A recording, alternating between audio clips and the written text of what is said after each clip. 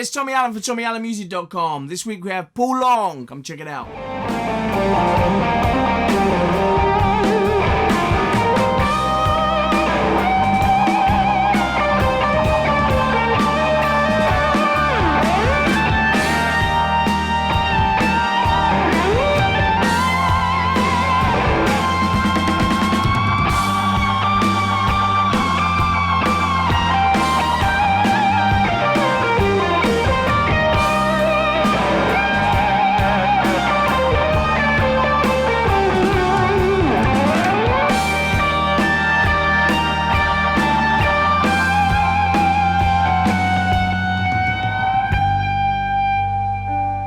Thank you very much, Paul.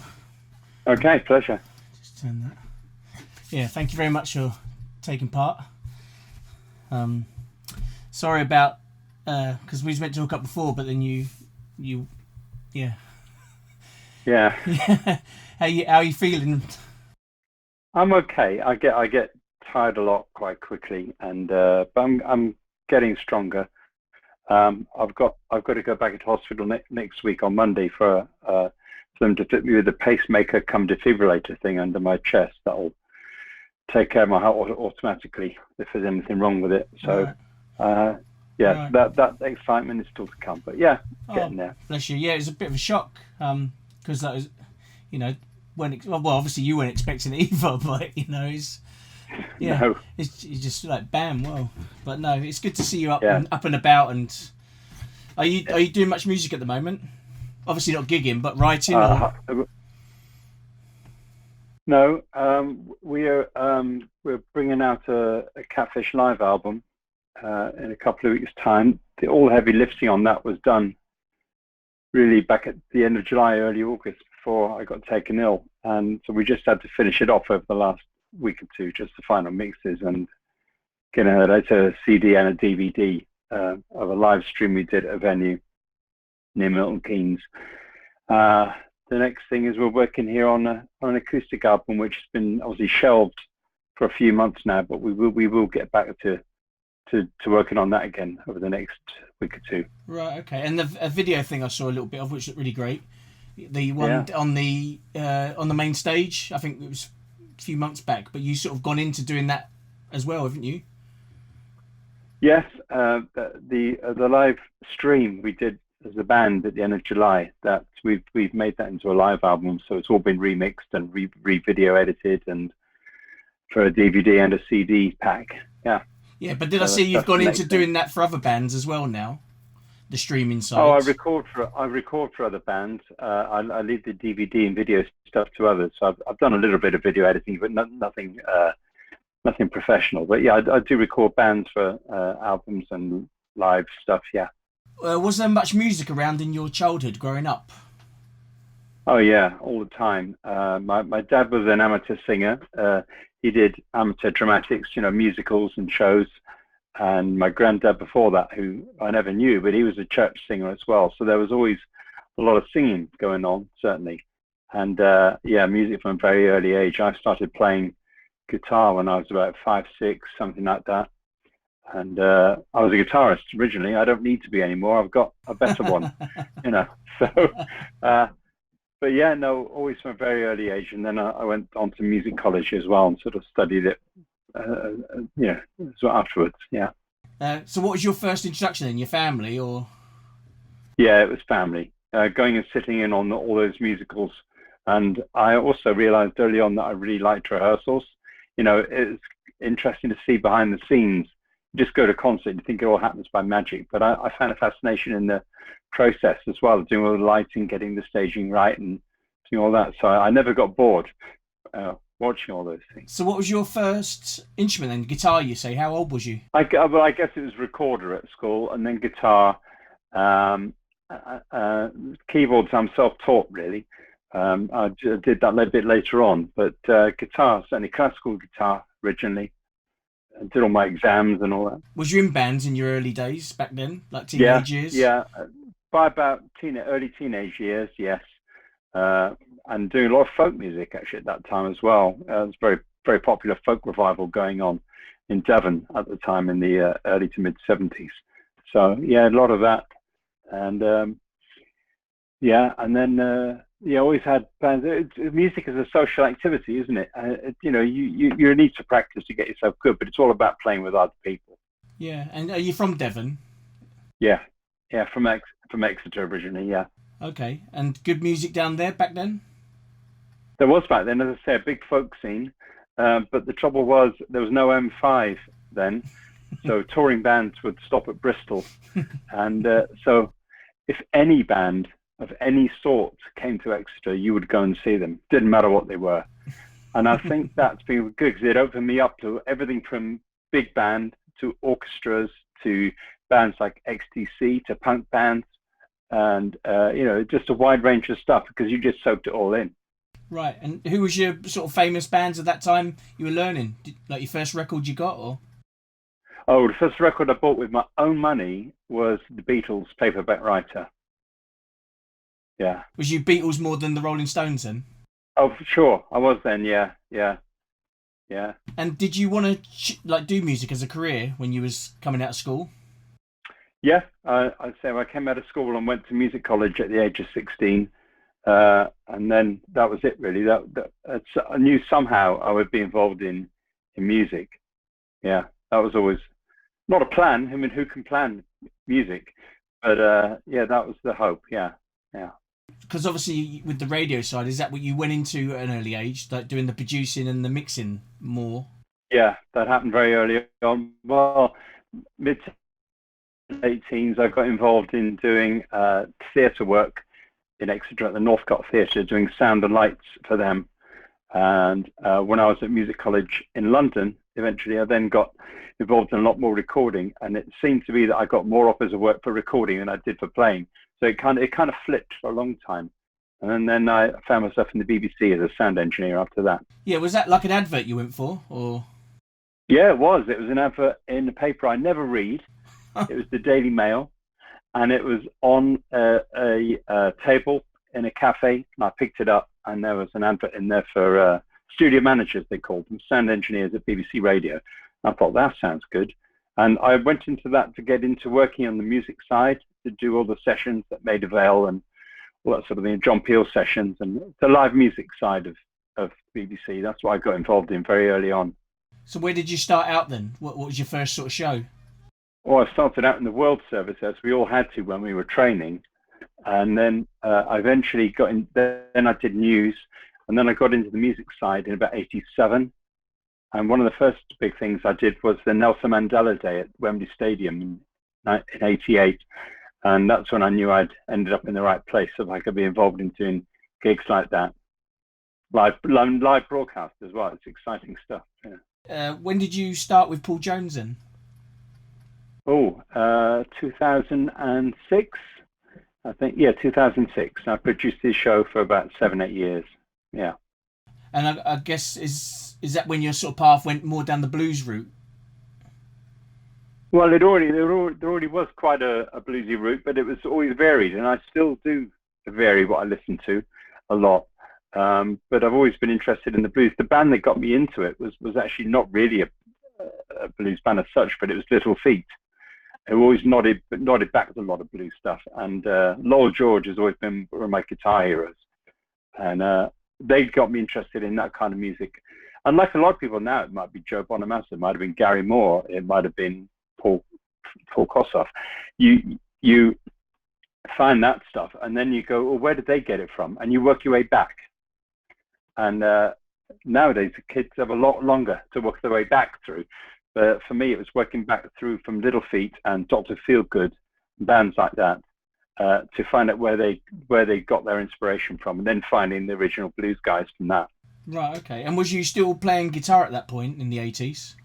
Yeah. And in the 90s, yeah. Okay, yeah. So when did the keyboards come around then? I could play a little bit, as you had to at music college. You had to learn a few keyboard skills. But in 2003, I joined up with some old friends, and we formed a band called the Riotous Brothers. And again, there was a guitarist in that who didn't need me to help him at all. And so I wanted to play with these guys. I thought, well, maybe I'll play some keyboards. And that's when I started to take it seriously, rather than just doing the odd bit. And that's when that started, really. And then how long have you been running your own radio blues show? Well, Blues and Roots. Yeah, that started in 2014. So yeah, 6 years now, just over 6 years.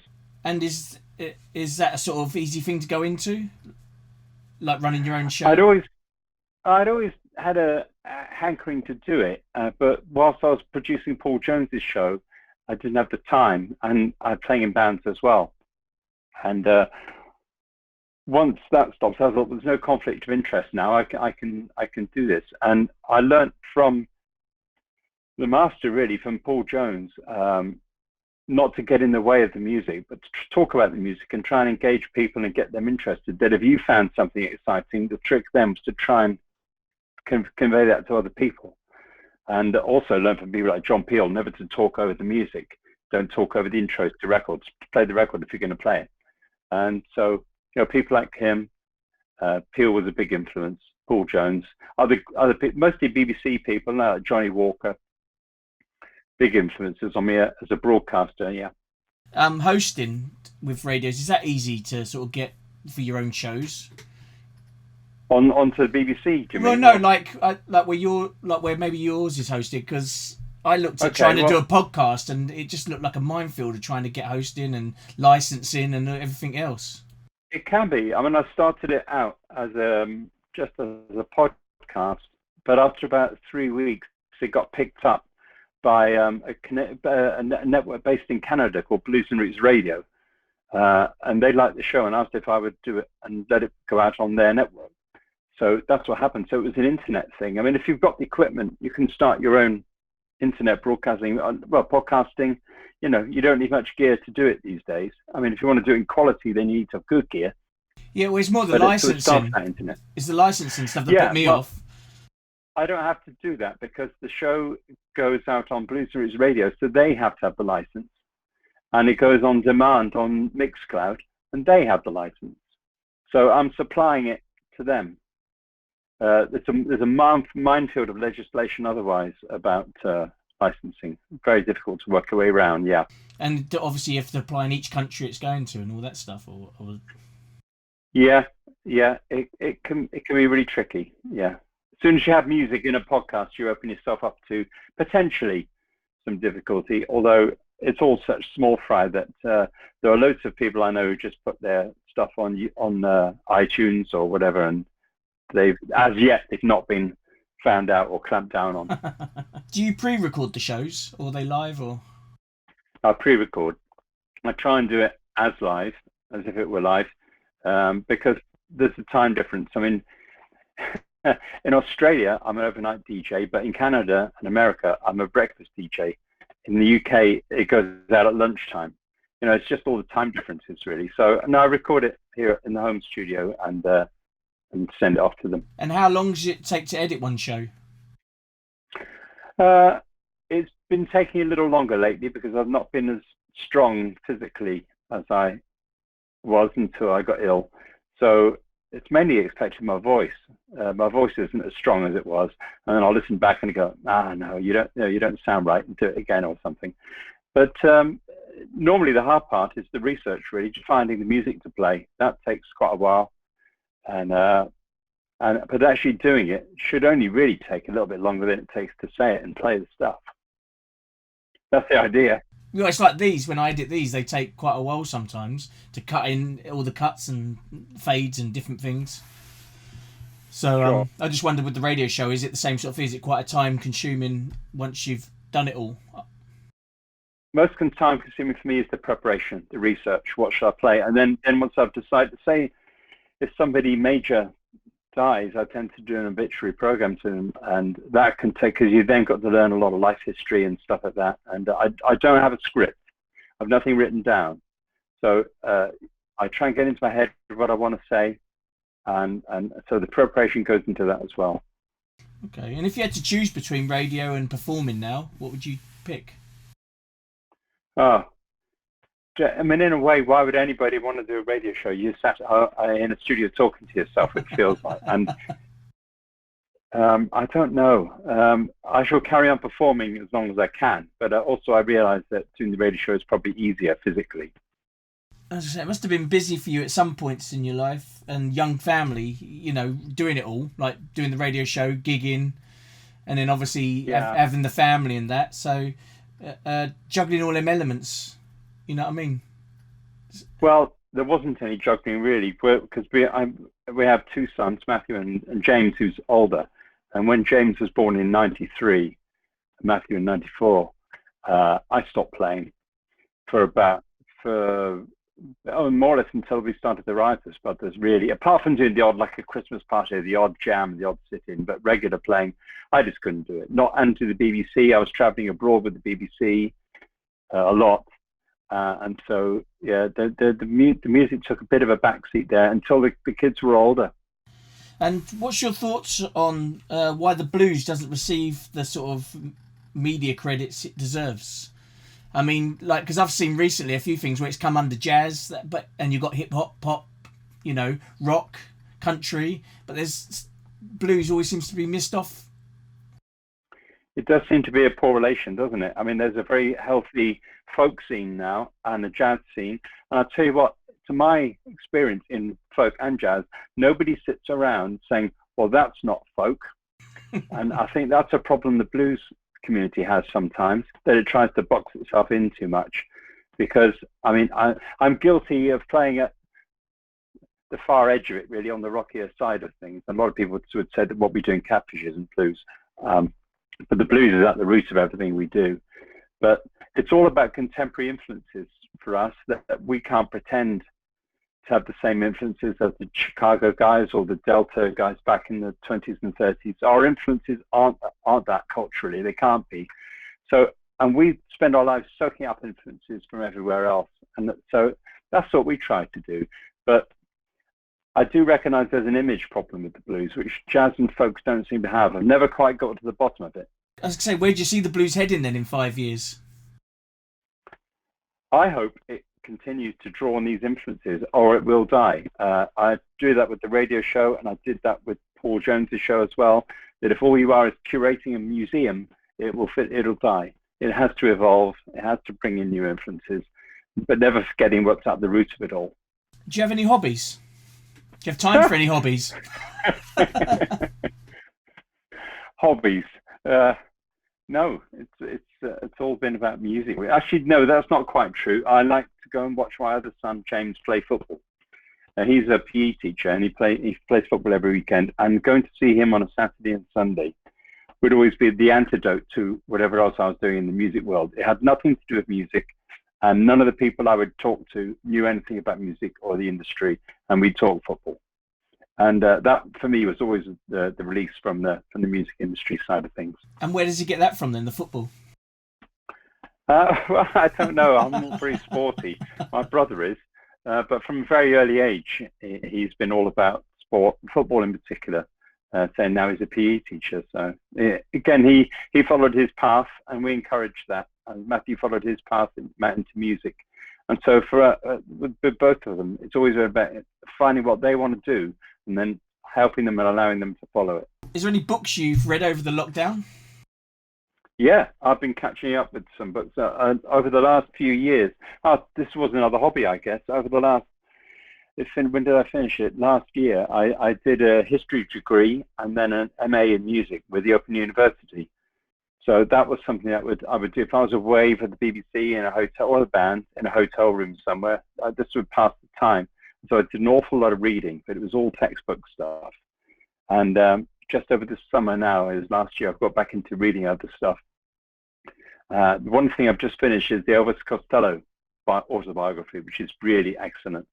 A great big thick book, about 600-700 pages long. But if you're an Elvis Costello fan, it's great. It's a little baffling because it doesn't do anything in chronological order. It'll time shift around like a movie or a TV show does, and you suddenly twig that he's now back in the 60s and now he's back to the 90s again. But it kind of works. It's a really good book. Okay, and what was the one before that you read? Before that, again, another few musical. It was the Nick Mason, the Pink Floyd book. And what about TV? TV, yeah. I've been watching a lot of TV, like most people this year, I guess. What am I catching on stuff I've missed, like Westworld at the moment? just watching that through. Did you watch the Elton John and the Freddie Mercury movies at all? Yeah, I saw both of those. My preference, because I was a huge Elton John fan, particularly in the early to mid '70s. I thought Rocket Man was an amazing film. Again, because it didn't do it in chronological order. It took liberties. It made itself into a bit of a musical. I liked Bohemian Rhapsody too, but it was more like a functional bio film to me somehow than the Elton one. But I guess there's going to be more of these as people like that get older and want to make their life story. What's your all-time favourite movie? Oh, it's one of Steve Martin's early comedies called The Jerk.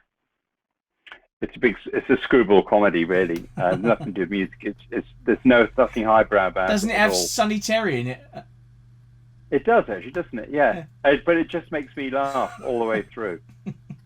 I mean, after that, it's going to be the usual stuff like your Spinal Taps and what. So you like comedies? I do. Yeah. Do you like the Mel Brooks? Oh yeah, very much so.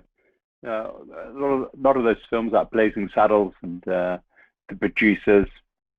Yeah, great. I'm not sure you would be allowed to make some of those films today, but they certainly did in the mid '70s.